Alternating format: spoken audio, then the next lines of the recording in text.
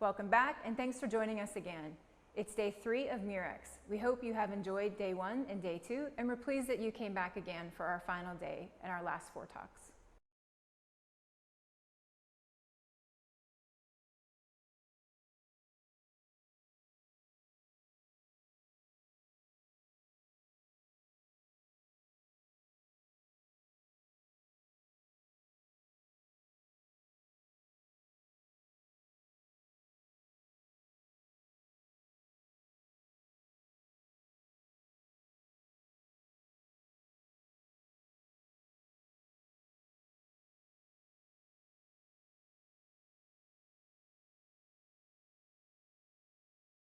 More than 6.5 million children die before they reach their 5th birthday. Which of them do you think is going to drop out of school? I would be a princess. We want boys and girls taking steps for their society's development. What does World Vision have to offer? As World Vision, we wanted to change. We wanted to make the invisible more visible. Solutions are based on evidence. You need to truly understand the problem, the context, and you have to have the evidence. We piloted a new approach. Our research asked 2 main questions. We conducted a quasi-experimental study of PB. I like numbers. The result. We needed to assess the impact. And the results were fascinating. Whether humanitarian and development works makes a real difference. I believe very strongly that we have here a model. And when civil societies join up and partner up together, Designed to mobilize citizens. partner up evidence-based practice teaches that we can do this. With greater confidence that the system is working for them. Program saved a total of 6,550 lives. This evidence drives us in World Vision to continuous effort to improve the lives of mothers and children in fragile states. That as an organization, together, we will constantly be creating, adapting, nurturing. This is exactly the kind of change that World Vision is passionate I about. hope you'll find them inspiring. Is about evidence for change. More than 6.5 million children die before they reach their 5th birthday. Which of them do you think is going to drop out of school? I would be a princess. We want boys and girls taking steps for their society's development. What does World Vision have to offer? As World Vision, we wanted to change. We wanted to make the invisible more visible. Solutions are based on evidence. You need to truly understand the problem, the context, and you have to have the evidence. We piloted a new approach. Our research asked 2 main questions. We conducted a quasi-experimental study of PB. I like numbers. The result. We needed to assess the impact. And the results were fascinating. Whether humanitarian and development works makes a real difference. I believe very strongly that we have here a model. And when civil societies join up and partner up together, Designed to mobilize citizens. partner up evidence-based practice teaches that we can do this. With greater confidence that the system is working for them. Program saved a total of 6,550 lives. This evidence drives us in World Vision to continuous effort to improve the lives of mothers and children in fragile states. That as an organization, together, we will constantly be creating, adapting, nurturing. This is exactly the kind of change that World Vision is passionate I about. hope you'll find them inspiring. Is about evidence for change.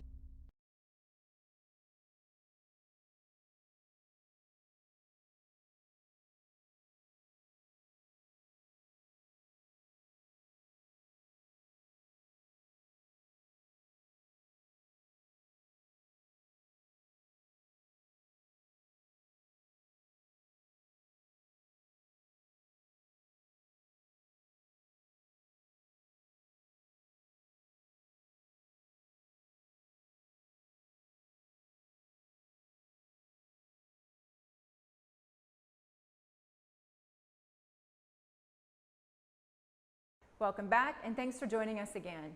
It's day 3 of Murex. We hope you have enjoyed day 1 and day 2, and we're pleased that you came back again for our final day and our last 4 talks.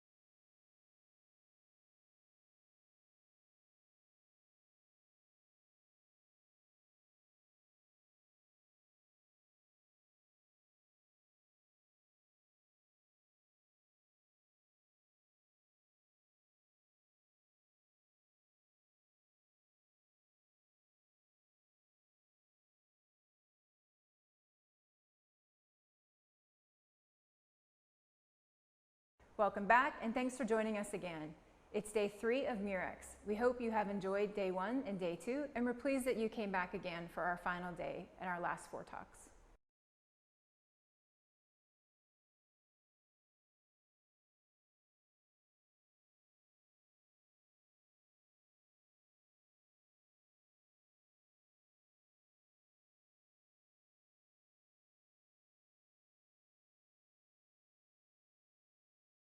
More than 6.5 million children die before they reach their 5th birthday. Which of them do you think is going to drop out of school? I would be a princess. We want boys and girls taking steps for their society's development. What does World Vision have to offer? As World Vision, we wanted to change. We wanted to make the invisible more visible. Solutions are based on evidence. You need to truly understand the problem, the context, and you have to have the evidence. We piloted a new approach. Our research asked two main questions. We conducted a quasi-experimental study of PB. I like numbers. The result. We needed to assess the impact. And the results were fascinating. Whether humanitarian and development works makes a real difference. I believe very strongly that we have here a model. And when civil societies join up and partner up together, Designed to mobilize citizens. partner up evidence-based practice teaches that we can do this. With greater confidence that the system is working for them. Grant saved a total of 6,550 lives. This evidence drives us in World Vision to continuous effort to improve the lives of mothers and children in fragile states. That as an organization, together, we will constantly be creating, adapting, nurturing. This is exactly the kind of change that World Vision is passionate I about. hope you'll find them inspiring. Is about evidence for change.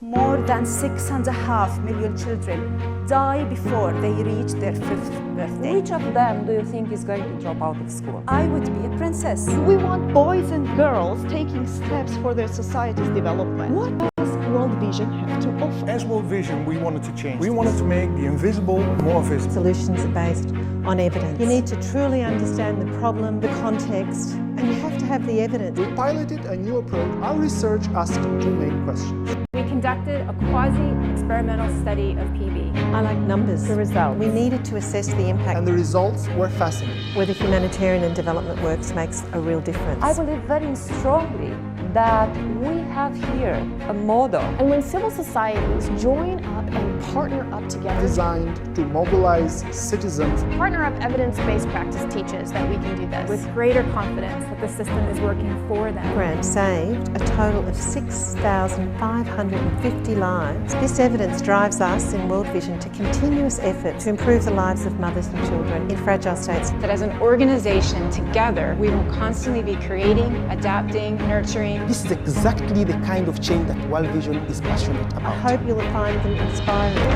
Is about evidence for change.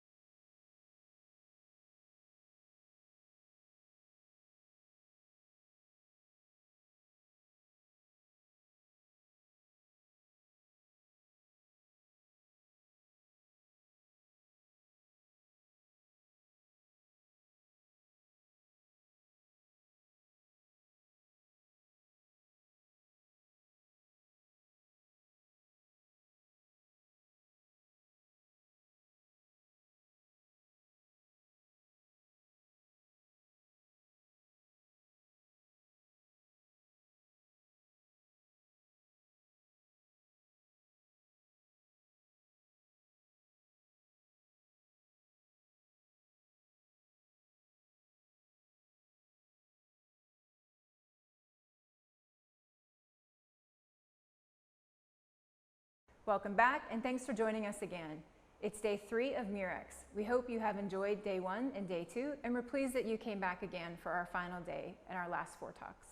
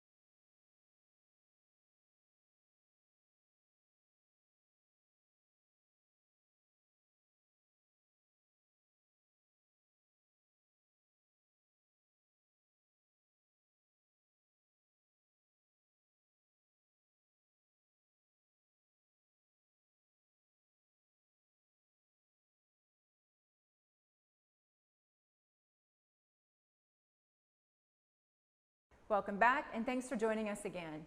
It's day 3 of Murex. We hope you have enjoyed day 1 and day 2, and we're pleased that you came back again for our final day and our last 4 talks.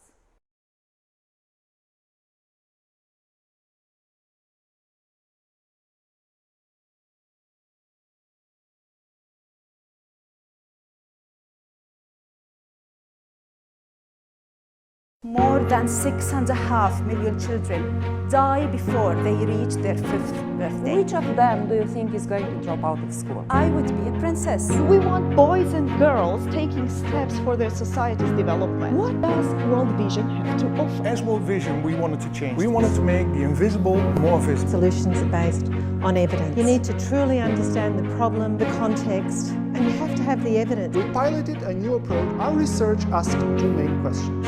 We conducted a quasi-experimental study of PB. I like numbers. The results. We needed to assess the impact. And the results were fascinating. Whether humanitarian and development works makes a real difference. I believe very strongly that we have here a model. And when civil societies join up and partner up together, Designed to mobilize citizens. partner up evidence-based practice teaches that we can do this. With greater confidence that the system is working for them. Program saved a total of 6,550 lives. This evidence drives us in World Vision to continuous effort to improve the lives of mothers and children in fragile states. That as an organization, together, we will constantly be creating, adapting, nurturing. This is exactly the kind of change that World Vision is passionate I about. hope you'll find them inspiring. Is about evidence for change.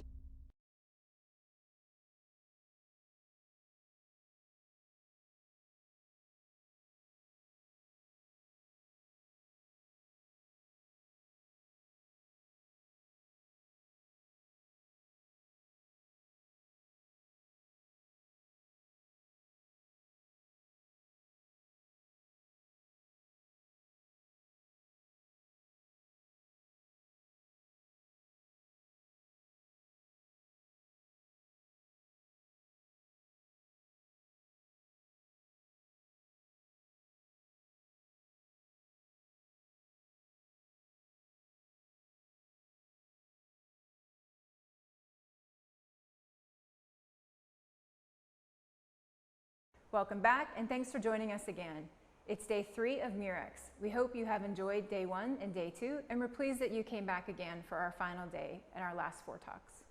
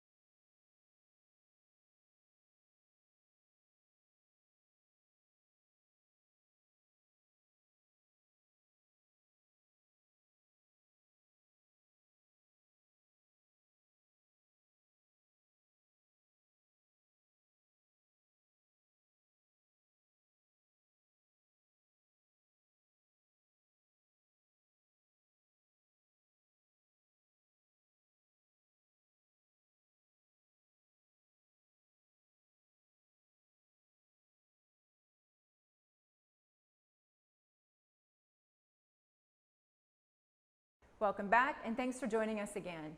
It's day 3 of Murex. We hope you have enjoyed day 1 and day 2, and we're pleased that you came back again for our final day and our last 4 talks.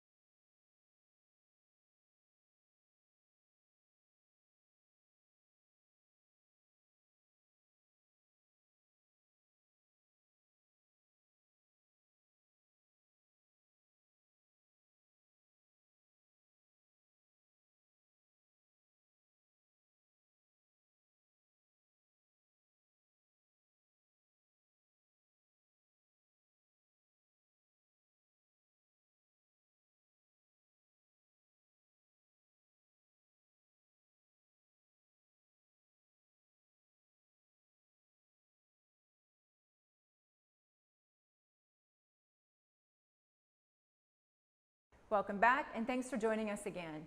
It's day 3 of Murex. We hope you have enjoyed day 1 and day 2, and we're pleased that you came back again for our final day and our last 4 talks.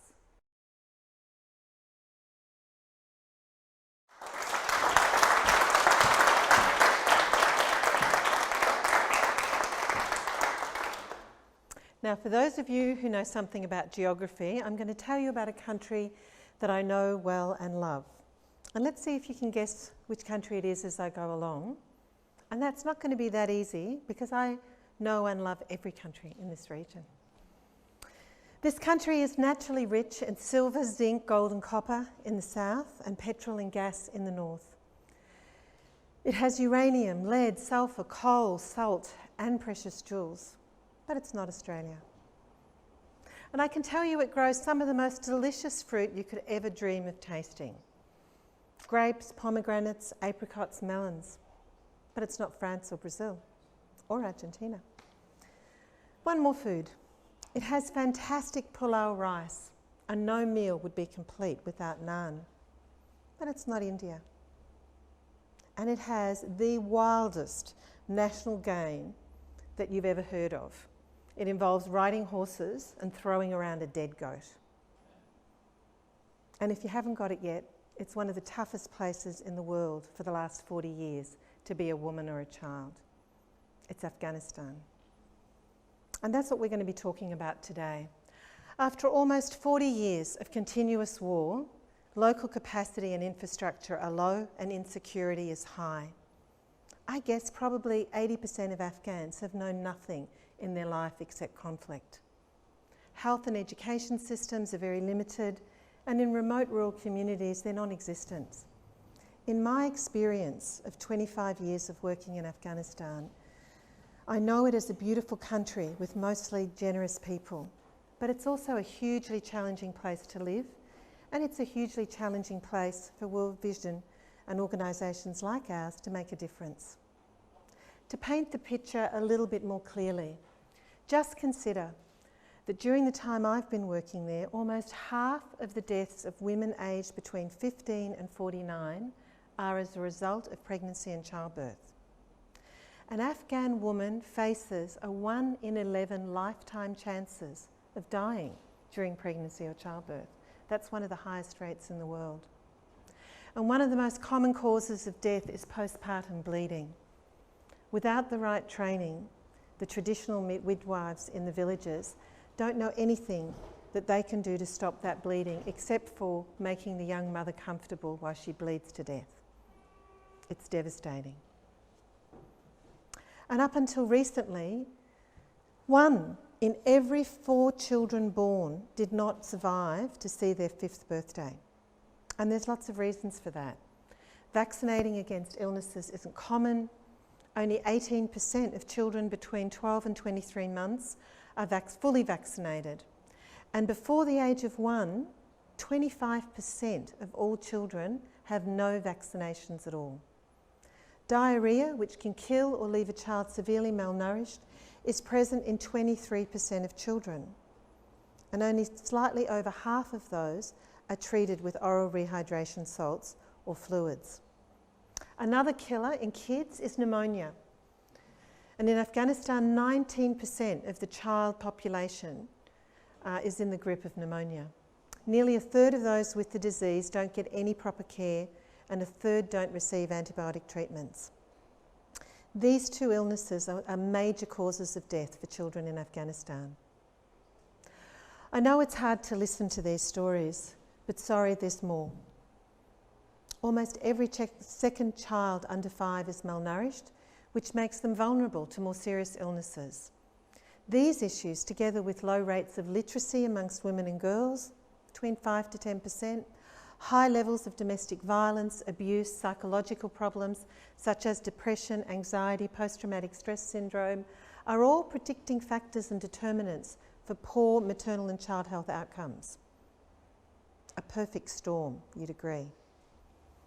Now, World Vision has been working in Afghanistan since 2002, and the health situation where we work in the western part of the country, in the provinces of Herat, Ghor and Badghis, is appreciably worse than other parts of the country. So health has been a major focus for our work alongside education and livelihood programs. For the vast majority of people, there was no access to an effective healthcare system at all. Our programs targeted the most vulnerable population groups: women of reproductive age, pregnant and lactating women, children, youth, street children, people living with HIV and AIDS, and people living in geographically remote locations where they have no access to basic services. With assistance from government and private donors in the US, the UK and Australia, and in partnership with other organisations, we've implemented a number of major maternal and newborn health initiatives. In the context of a fragile state like Afghanistan, it's meant that we had to focus on the fundamentals: training of midwives and healthcare professionals, and reaching as many women and men as possible to provide them with the basic knowledge they need to give them and their children a better chance to survive and prosper. Programs focused on antenatal care, birth and postnatal care, immunisation, growth monitoring, disease and infection prevention and treatment, and infant and young child feeding promotion. Other critical areas included sanitation, diagnosing common problems, vaccination, and information on the importance of breastfeeding. We helped strengthen communities and gave them the knowledge to improve their capacity to meet their needs against the time when World Vision would no longer be present. Now, don't forget, all this programming was taking place against the backdrop of a fragile state and ongoing conflict. There were times when no utilities were working, when the political climate was very hostile to what we were trying to do, and where overall in the country, the money on offer was nowhere near enough to meet the need. Yet, despite these challenges, we knew these programs were making a difference, a critical difference. And given our investment, we needed to assess the impact of these programs over time. We'd seen it firsthand. For example, I remember attending a neonatal unit in Herat City, one that we had established and the only one in Western Afghanistan, and one of the few in the whole of Afghanistan. While I was there, a midwife came running in with a little baby boy who wasn't breathing.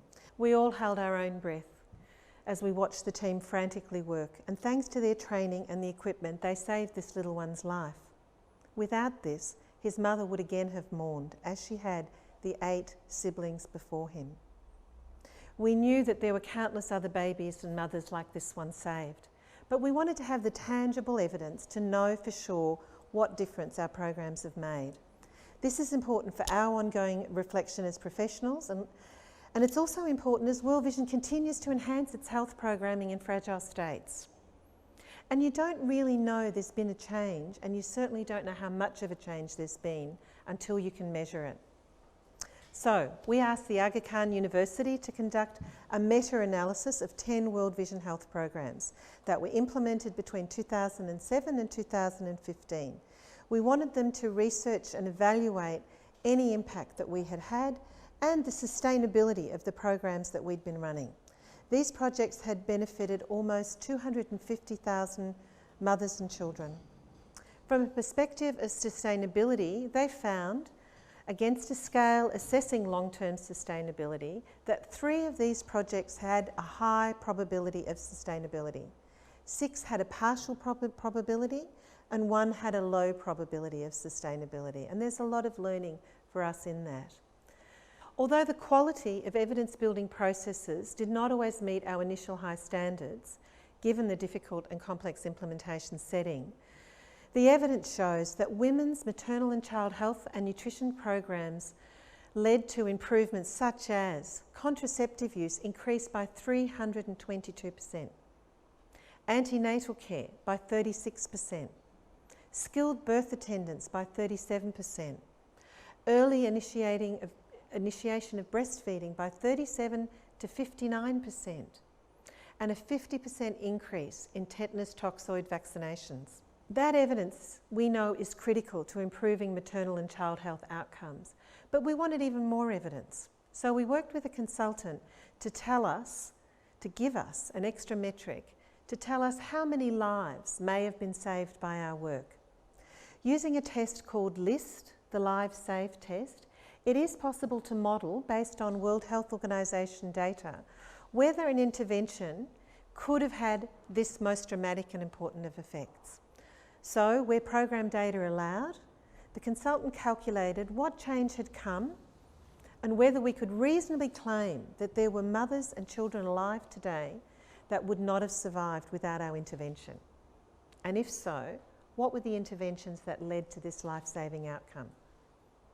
For the 3 programs that were analysed by LIST, 2 focused on maternal health and children's wellbeing, and the 3rd on training midwives. The first project was USAID funded, Better Health for Afghan Mothers and Children program, implemented from 2009 to 2013. The estimated impact of this work was a 16% drop in infant mortality over 4 years in which it ran, 16%. There was also an estimated 24.4% drop in neonatal mortality, but only a very small drop of less than a percentage point in maternal mortality. The main interventions responsible for this outcome were oral antibiotics for pneumonia, as well as measles vaccine, tetanus vaccination, and vitamin A supplementation. The second program we looked at was DFID funded, the Integrated Maternal Health and Child Protection Program from 2011 to 2014. It saw corresponding drops of 19% in mortality rates for children under 5 and 14% for neonatals. And again, just over a 1 percentage point for maternal mortality, so very small on that element. The third program focused specifically on maternal mortality through the training of midwives. That program, the Community Midwifery Education Program, which was a collection of 3 projects funded by USAID, Johns Hopkins and other private US donors, decreased mortality rates by 13% for infants, 17.5% for newborns, and nearly 7% for maternal mortality. These programs saved a total of 6,550 lives between 2010 and 2015. And out of these lives, 5,946 were children's lives, almost 6,000 babies' lives saved, and just over 600 mothers' lives saved. The interventions responsible were clean birth practices, labour and delivery room management during childbirth, and tetanus vaccination during pregnancy. People ask me all the time whether humanitarian and development works makes a real difference. Clearly, we have the answer. In Afghanistan, World Vision has shown that despite working in very challenging conditions, sustainable change is possible. We know that the strategies used through these programs, strategies focused on maternal and child health and nutrition, strategies as simple as antibiotics, encouraging breastfeeding, and having skilled birth attendants present at birth, save lives. This evidence drives us in World Vision to continuous efforts to improve the lives of mothers and children in fragile states like Afghanistan. And we know that this work is critical, not just in saving lives, but in securing the future for communities and nations. Healthy mothers and babies, focusing on the first 1,000 days, provide the foundation for all future development, reducing birth rates, achieving better educational outcomes, and raising creative and contributing adults. But that's a story for another evidence-based presentation. If you want to know more about World Vision's meta-evaluation of its programs in Afghanistan or any of our Evidence for Change series, have a look at this website, wvevidenceforchange.org. Thank you.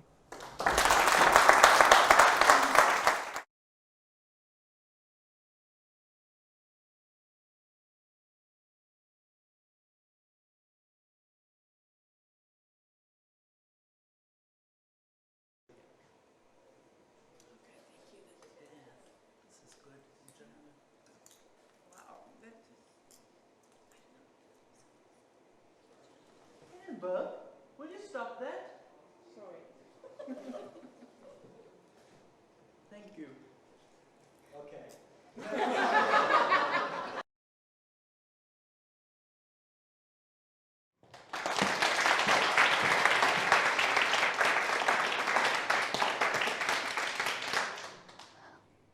How often do you think back to when you were young? Are your memories good ones? Was it happy and empowering time for you? I hope so.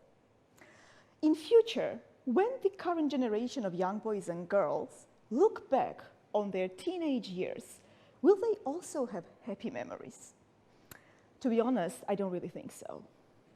I read newspapers, I listen to the radio, watch television, get a lot of news online.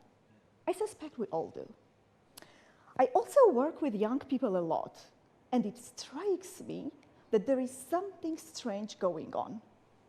If you're reading a story about a teenager, there is a pretty good chance it's talking about crime or drugs or political apathy, something like that.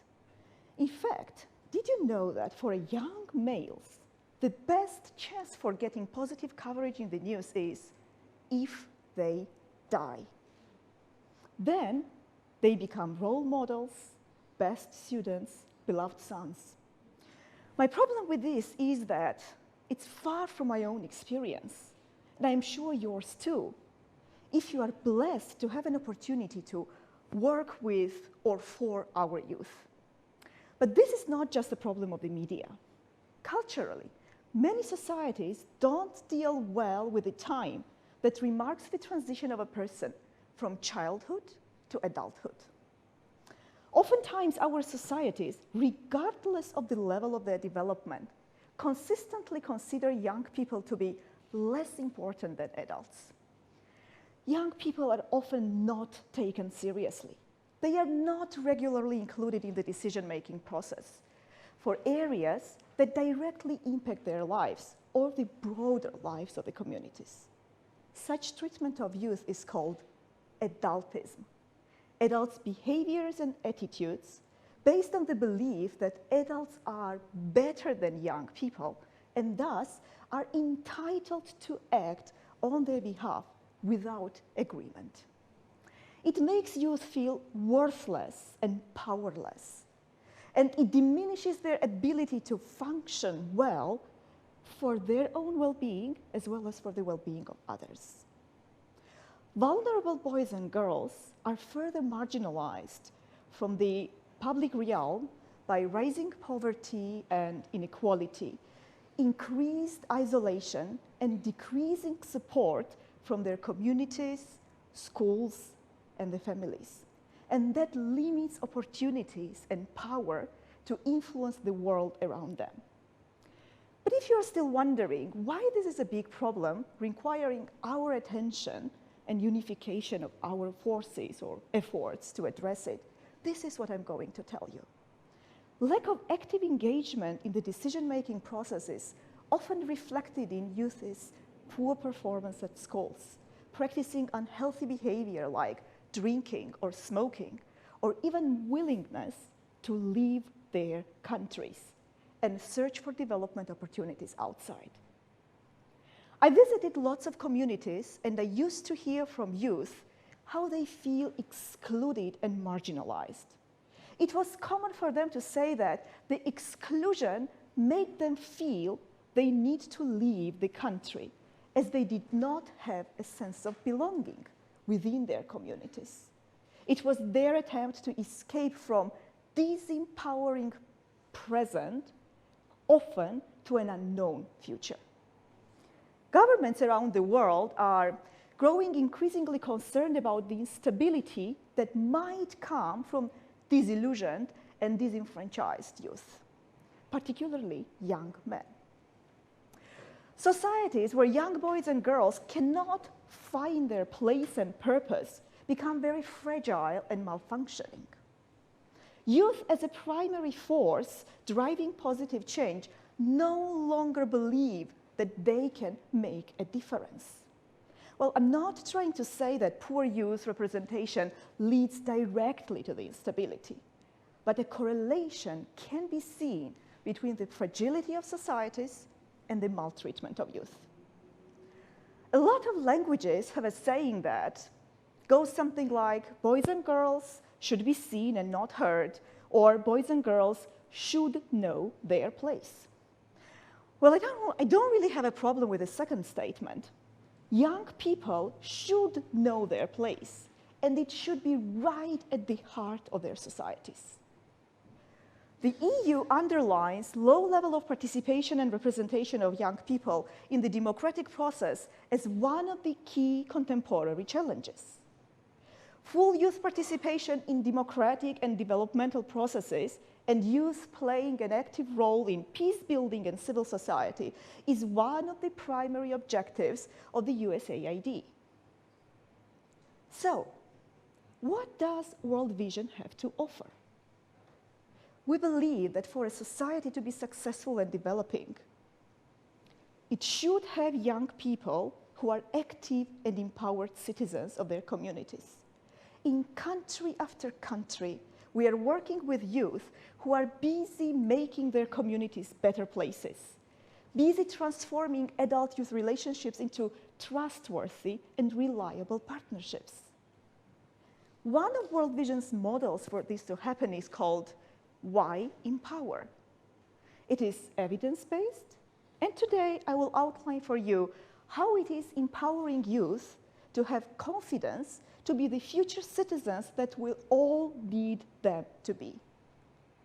In April 2012, 7 World Vision national offices, Albania, Armenia, Bosnia-Herzegovina, Georgia, Lebanon, Pakistan, and Romania, started a regional program funded by the Australian government. Its aim was to try for improvements in child protection through youth empowerment. The program also wanted to encourage a core group of young activists to get more involved in identifying and advocating of their own well-being and that of their peers. This became the Why Empower model for youth empowerment through youth activism. But let's ask a question. There are so many adolescent and youth development tools and approaches and programs. So why should any of you be willing to apply the Why Empower model? What makes it so unique or different from many other tools also contributing to the transformation of youth? Here is my answer to you. Why Empower is a practice that not only builds the capacity of local youth for civic activism, more importantly, it contributes to the creation and strengthening of the adult-youth partnership. This proves the way towards the empowerment in a unique way that can be statistically shown to be particularly effective. Overall, the proposed model includes 3 key interconnected components: activism, adultism, and empowerment that build on one another. The theory of action that stands behind the model indicates that increased youth activism reduces the sense of adultism, which in turn increases a sense of empowerment among young boys and girls. The Why Empower model first begins with youth activism. which consists of following stages. First, we start by building youth competencies in areas like leadership, communication, advocacy, and knowledge about child and youth rights. Second, the trained youth continue by developing their own initiatives, trying to address their community needs and needs of their peers. Thirdly, at the same time, young boys and girls try to speak on behalf of a wider group of adults and youth at different meetings, being it a ministry or a local government representation. For example, in Pakistan, the cultural context is one that limits girls' and women's participation, and often the community-based child protection meetings that youth were involved in had to separate meetings for boys and girls. But in the urban areas of the project, the meetings were conducted with joint participation. Girls were included. It had such an impact that a Pakistani girl attended an international forum for the project in Dubai, a very uncommon practice. When the girl returned to school, the principal asked her to share her experience with her peers, which also raised awareness about the child protection issues. When asked to comment about her experience through the Y Empower model, she said, "As females, we stepped out first from our homes. After becoming part of the youth group, now we know the importance and move out for working. Our voice is heard." Romanian youth conducted a child protection campaign, including a social media campaign challenging people to buy purses they created.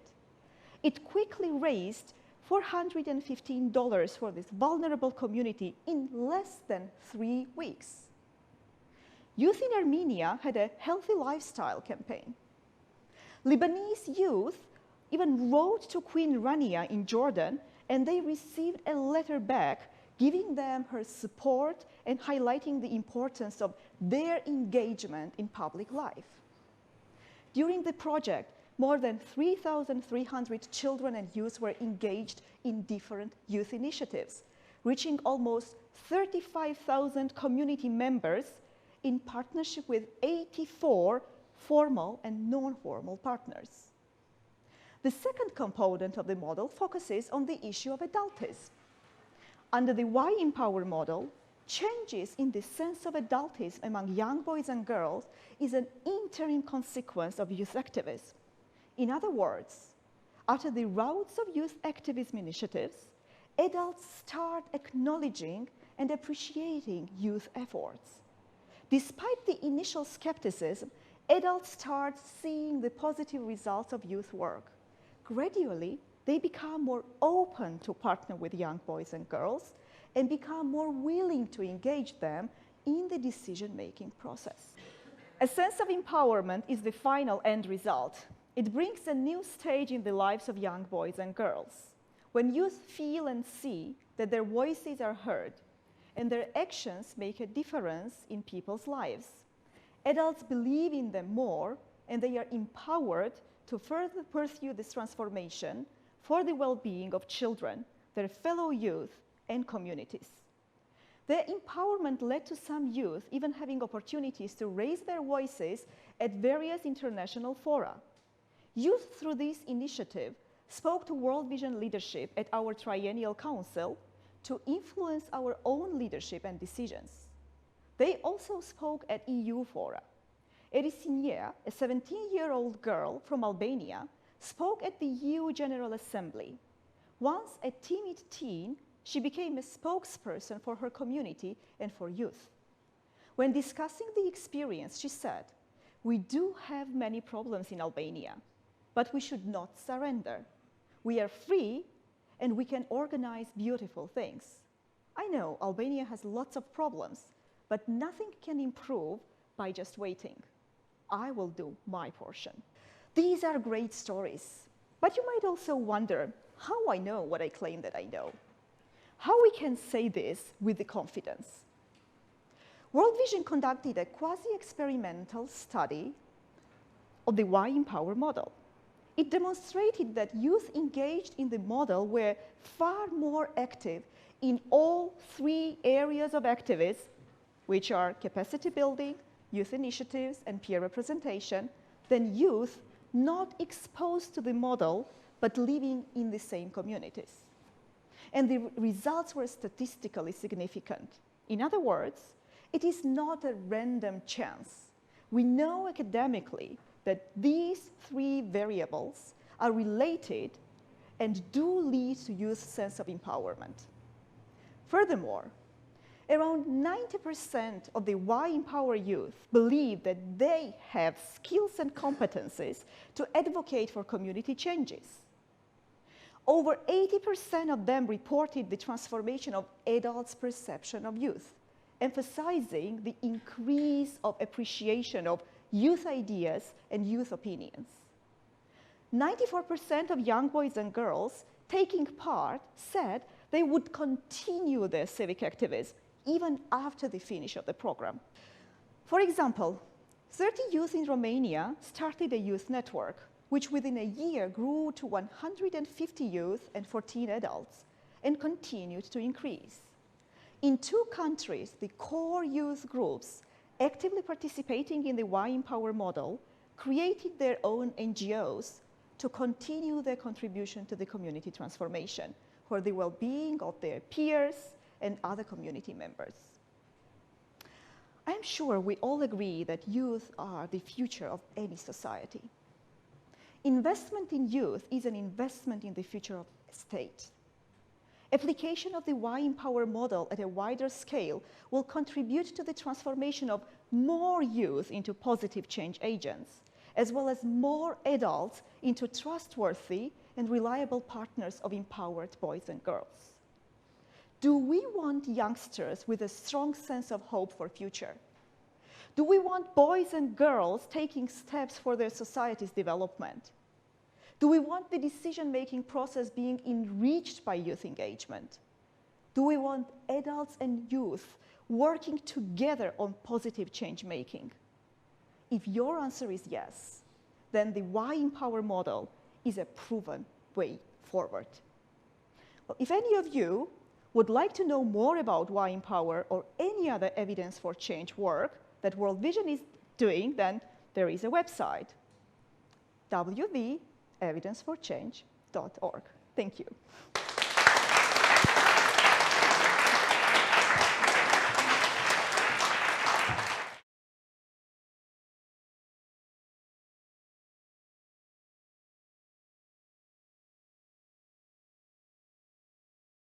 Please stay with us. There's lots more coming up, and don't forget to check out the website, www.evidenceforchange.org.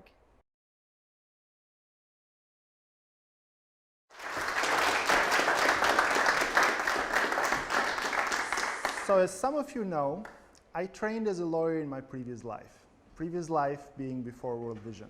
And during that period, I got to read about a famous US Supreme Court judge. His name was Oliver Wendell Holmes. And he had, amongst many other very wise sayings, he had something like, lawyers spend a great deal of their time shoveling smoke. I could relate to that at that period. However, when I joined World Vision 2 years ago, I got to know a bit about his father. He was also a great mind, but unlike the son, he was a doctor. And he once had said in one of his works, pretty much all the honest truth-telling in the world is done by children. And this is what I want to talk about today. Children speaking the truth to people in power and to adults. As many of you know, listening to children can be great fun, but it can also be quite embarrassing. I remember when I was 6 years old, telling a friend of my mom, "Oh, you look pregnant. Are you pregnant?" And I see my mom looking at me in a stern way. I realized not all women who look like that were pregnant. I remembered my mom. She had given birth to my brother a year ago, so I thought that she was pregnant too. There I realized that not every time that you speak the truth, it is welcome. The same happened to me when I moved to Kosovo. I got to witness something when we were organizing a meeting between vulnerable children and the Prime Minister. As soon as the Prime Minister of Kosovo walks in, one of the children that we had trained during our programs walks to him and says, Mr. Prime Minister, how come that we don't have a law for the protection of children in Kosovo? We do have a law for the protection of animals. Aren't we more important than animals? As you know, for me, it was not the best way to start a meeting with the Prime Minister, but it was still the right words coming from a child, and the Prime Minister was listening. While the openness and transparency of a child can sometimes create very embarrassing moments for adults, I think that we can all agree that children can be amazing truth tellers. Over the years at World Vision, we have developed expertise in two critical areas. The first is child protection. It is at the heart of many things that we do in the Middle East and Eastern Europe region.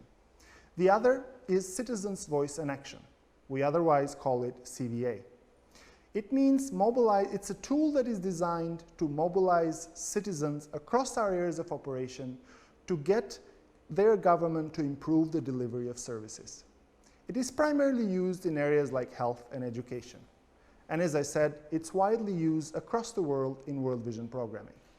However, we had never used CVA until today in Kosovo with children or addressing issues other than health and education. So it was only a matter of time until we asked the question, why not look at CVA as a tool designed to address the questions of child protection in Kosovo? So we did. We piloted a new approach in 3 municipalities in partnership with a local organization called Health for All. Our aim was to use the CVA methodology first to help vulnerable families access economic aid, and second to get the government to do more to address issues of child labor and child protection in those areas. We set up projects, but we also decided to gather data across 3 communities. One where CVA wasn't used at all, the second where the CVA would only involve adults, and the third community where the CVA would involve both adults and children. Our research asked 2 main questions. Is CVA an effective approach for influencing child protection policy? And the second was, does the participation of children in the CVA process leads to their needs being better integrated into government policy than when adults alone engage in CVA? For many of you who do not know Kosovo, many do, it's one of the poorest countries in Europe. Unemployment of youth is over 50%. Poverty is widespread. Children across ethnic groups face many needs, but especially those children who come from Roma and Egyptian minority groups face an especially difficult situation. They cope with societal prejudice and dislocation caused by the war, as well as the changing economic landscape. The issues that came out during our project were problems associated with poverty, unemployment, early marriage. There wasn't much trust towards the government. There wasn't even an understanding of what services the government was provided, or that the government was supposed to be providing some services. Having said that, these families also didn't have much information on the services the government was supposed to be providing. In these families, too many children are relied upon to work. They work on farms or in the streets, begging, collecting scrap, or cleaning car windows. Children who were working in the street had stories of being bullied or abused. A young child was reported to have lost his life while collecting scrap as he was attacked by wild dogs. We began to train groups of children and youth in Fushkosova municipality, which is one of the most vulnerable municipalities in Kosovo. We were training children in different ways to get them to understand that they shouldn't have to work and that they have rights that should be addressed by local authorities. And the results were fascinating. After meeting and talking to adults and children, it became clear that when both adults and children have the opportunity to learn and speak out and take action for change, something about their own character starts to change. Having children describe the challenges that they are facing increased the likelihood that these issues would be taken more seriously by the government. As well as gaining more knowledge, the adults and children reported that they felt more confident, that they would be listened to, and that they felt more willing to speak out about the problems that they see. Through their meetings, both children and adults, with each other, and also with the officials who have the power to make changes, developed better relationships, and it was easier to discuss and raise these issues.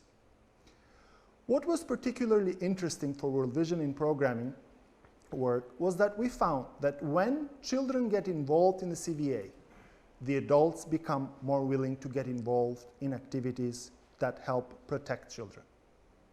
Hearing children describe the difficulties that they face made it more likely that the government officials would also take this information seriously.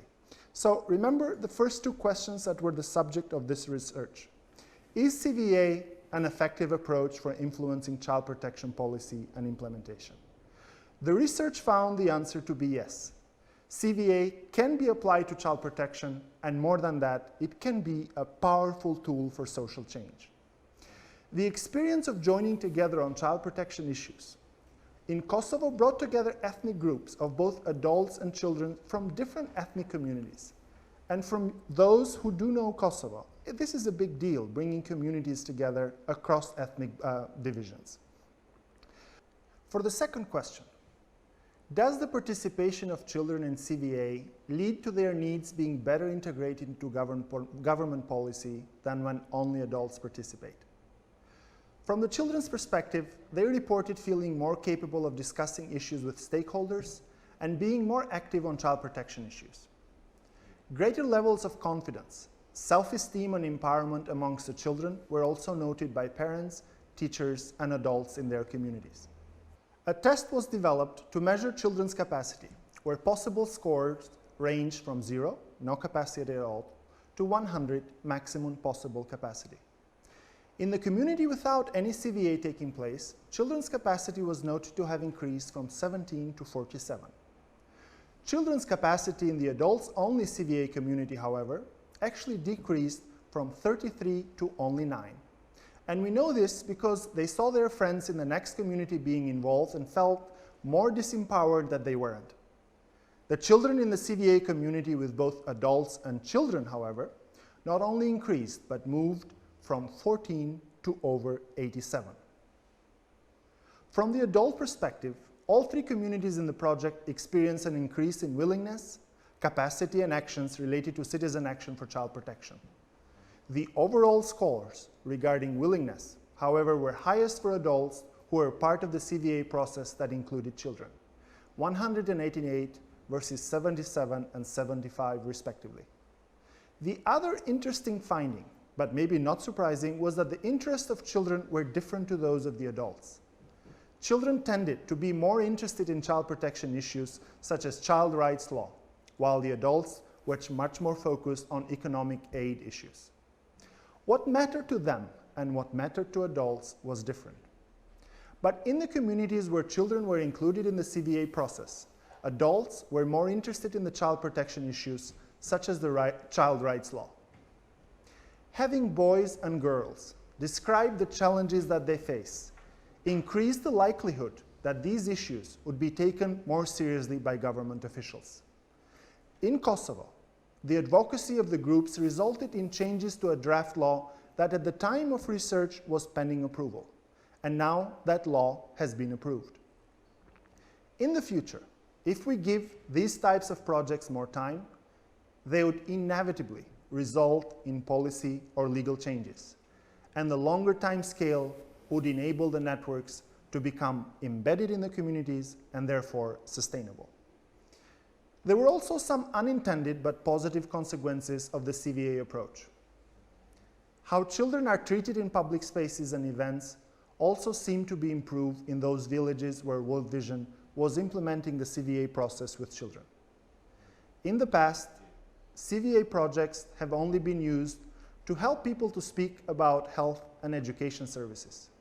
This project, however, showed that CVA can also help people speak about child protection.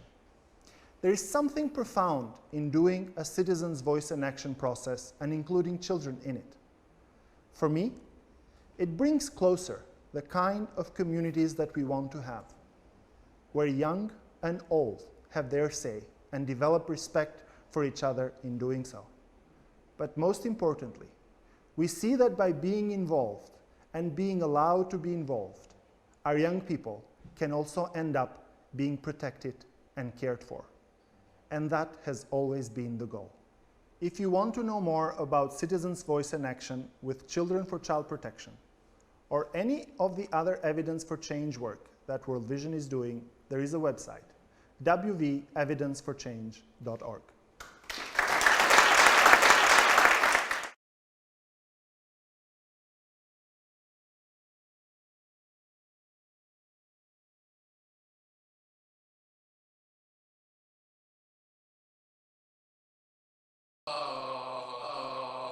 Excuse me, can you please be quiet? Oh, my throat is sore. I know, but we're about to watch a... Yeah, well, Keep it down, come on. Win.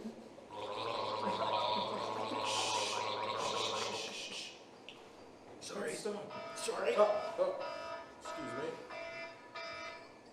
Hello? Oh, yep, I'm here. How you going? Oh.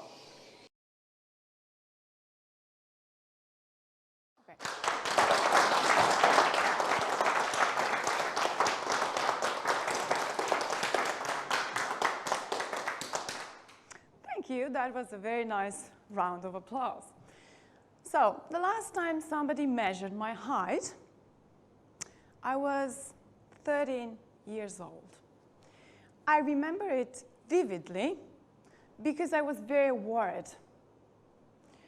I was becoming tall, and that was a problem because the boy that I liked was very short. At 13, I was 172 centimeters, and the boy was 160. So that was the problem. It was a tragedy, a disappointment. So, a few months later, I applied for my ID card. In my country, in Romania, you have your ID when you are 14. So, there are a few basic questions that you have to answer.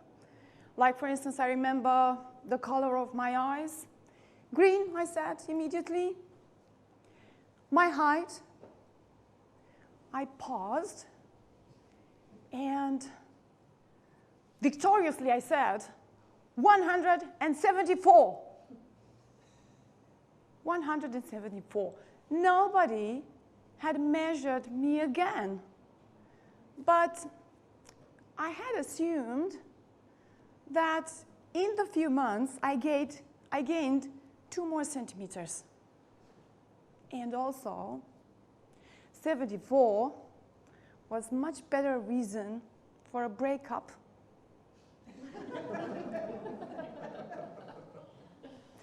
In my teenage head, these assumptions were as solid as proof. I was not lying about my height. No, not at all. I was just shaping reality according to my perception and to my needs. I never took another height measurement again. So to this day, you look at a person who doesn't know if she is 72, 74, or something completely different. Now, some of you might want to do me a favor and to right away measure me. Some of you might say, well, it's 2 centimeters, more or less. Who cares? Let's assume that we live in this strange country where only tall people, like above 72, have access to something. Let's assume that that is happiness. So only people 172 and above can be happy. All the others of us, or actually of you, would be unhappy, totally unhappy. So, in that case, those 2 tiny centimeters really matter a lot, right? Well, we already live in a country like that. You know, there are millions of children who don't have access to education, to an identity, to life itself, because our bureaucratic systems are too complex, because our legislation is not implemented, because we don't take the time to measure the gap between what we promise to children in law and what we give to children in practice. So when it comes to children, we know exactly what we have to measure to give them a happy life. 25 years ago, more than that actually, which is a quarter of a century ago, right? Quarter of a century ago. Humanity has created the most beautiful document in the entire history, the United Nations Convention for the Rights of the Child, the UNCRC, the most ratified treaty in the world. It includes all those rights that humanity thinks that children should have.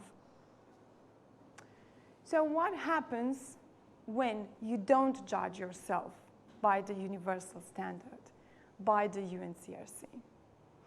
Without rigorous measurement, we can say anything about the system.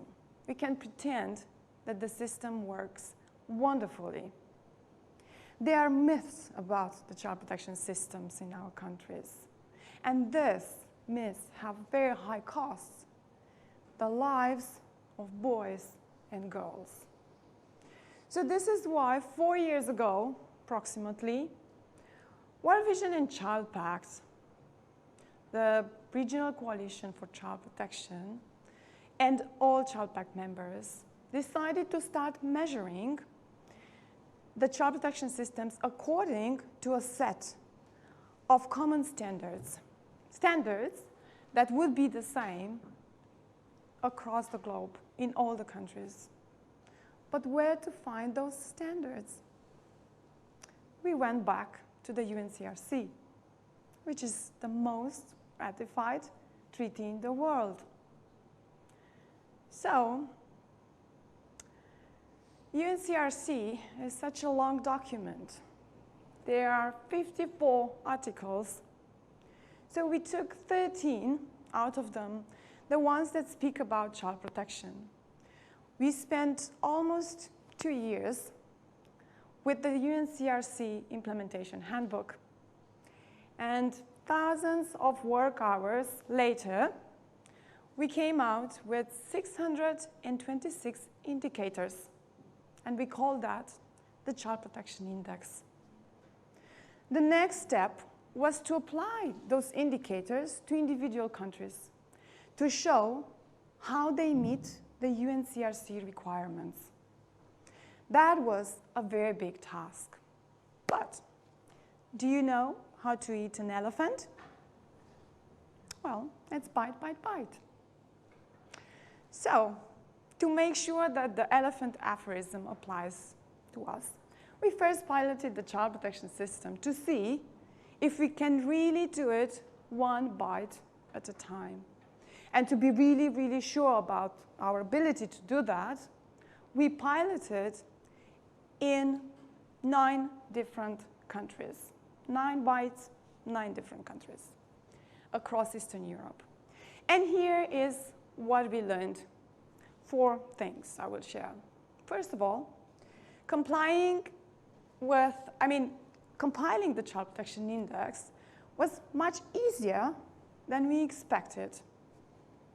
It did require a huge amount of coordination and work. Here are just a few facts that I will share with you. In each country, each indicator has been reviewed by at least 2 different experts. Almost 100 different experts from a lot of countries have contributed. We created 9 different country reports and 1 interactive online visualization platform. we offered more than 200 recommendations for improved legislation and services to more than 400 decision makers and experts.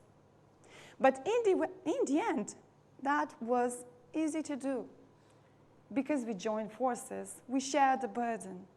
In every country, we created a task force with World Vision experts, Child Pact experts, and the Child Pact member in that country.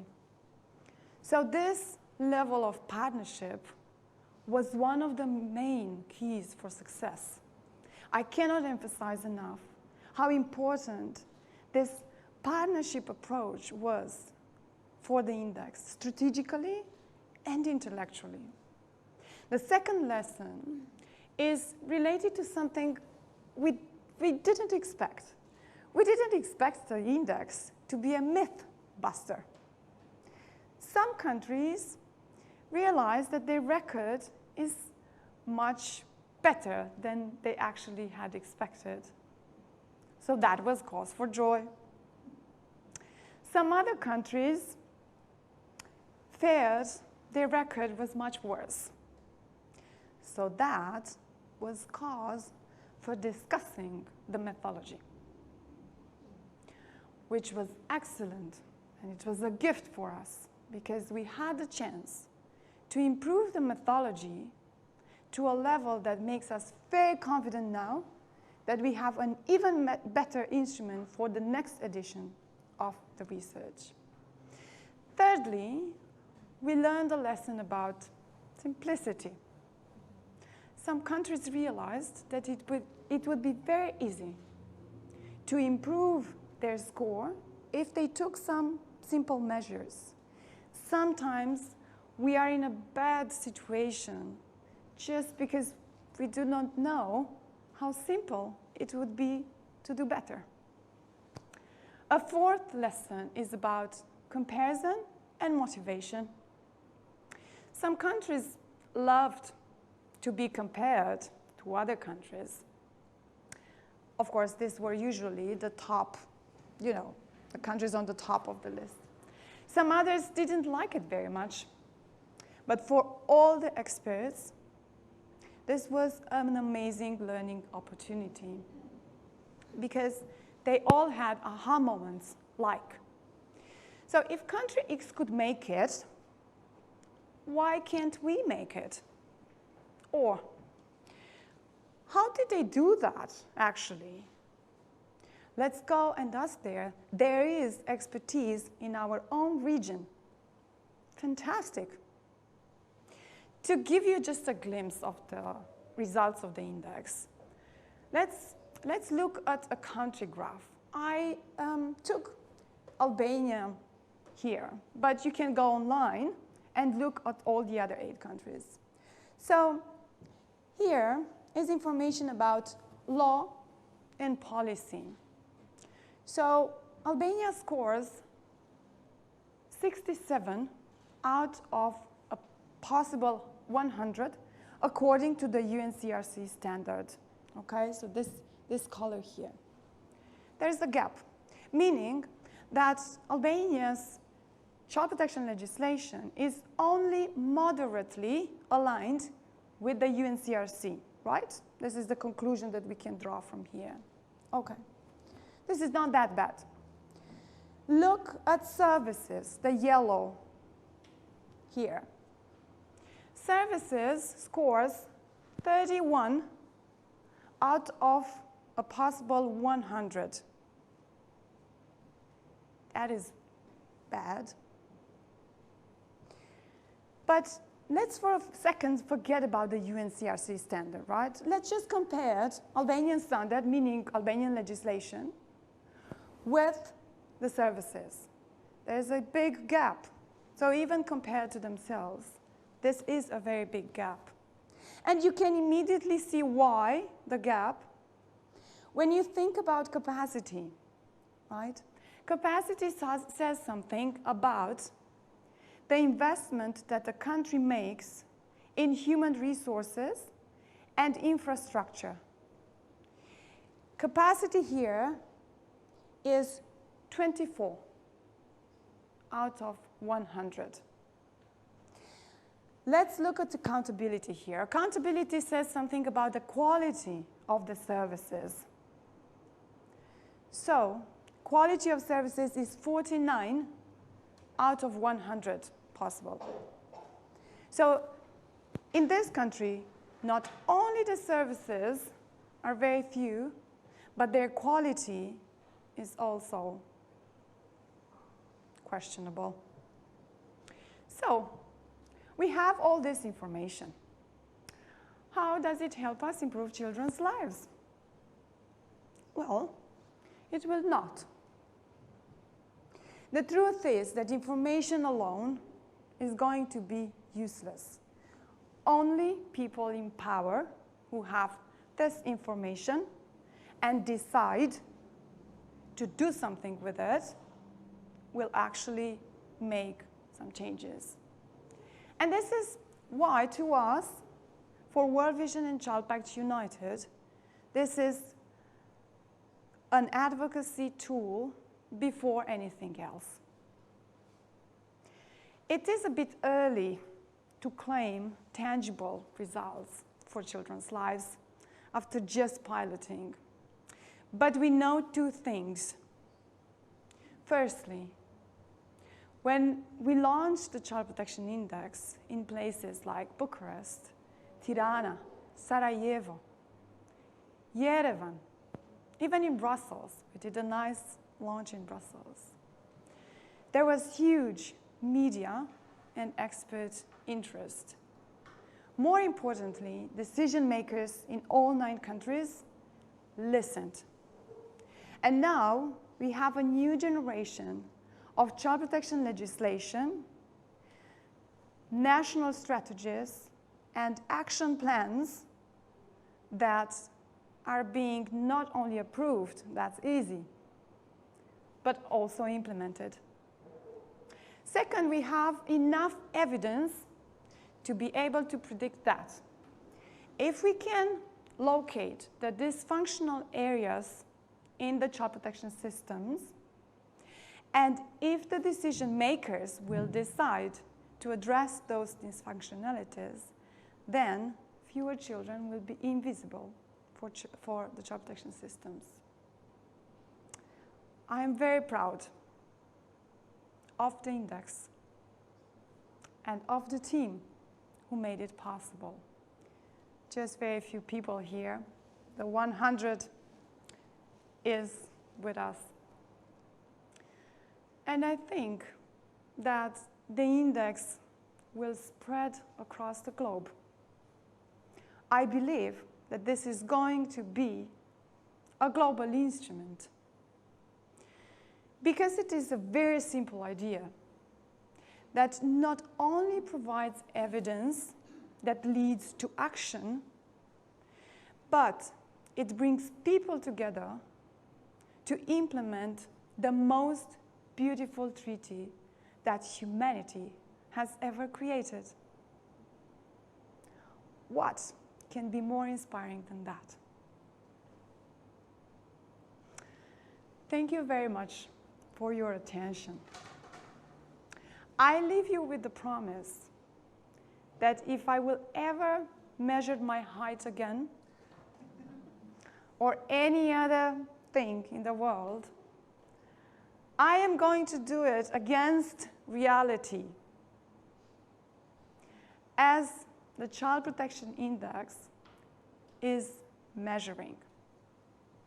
So if you want to learn more about the Child Protection Index or any other work that is being done for Evidence for Change here at World Vision, there is a website that I invite you to look at, and it's www.evidenceforchange.org.